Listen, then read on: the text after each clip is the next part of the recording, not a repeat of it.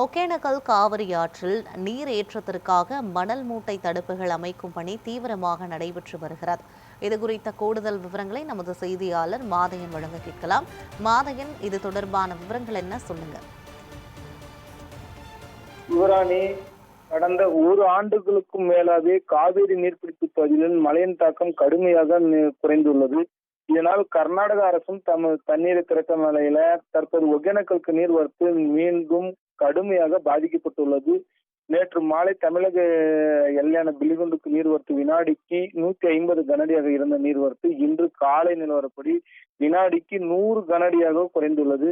மேலும் கிருஷ்ணகிரி, தருமபுரி மாவட்டத்துக்கு குடிநீர் தேவைக்கான நீர்வரத்தும் கடுமையாக பாதிக்கக்கூடும் முன்பே தமிழக அரசு பாத்தீங்கன்னா தற்போது மணல் மூட்டைகளை வைத்து குடிநீருக்காக எடுக்கப்பட உள்ளது.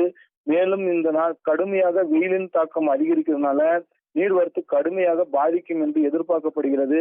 நீர்வரத்து கடுமையாக பாதிக்கப்பட்டால் குடிநீருக்கு எடுக்கும் அபாயமும் உள்ளது. நீர்வரத்து கடுமையாக பாதிக்கப்பட்டதுனால தொடர்ந்து காவேரி நீர்பிடிப்பு பகுதியில் மழை பெய்தால் மட்டுமே நீர்வரத்து அதிகரிக்கும்.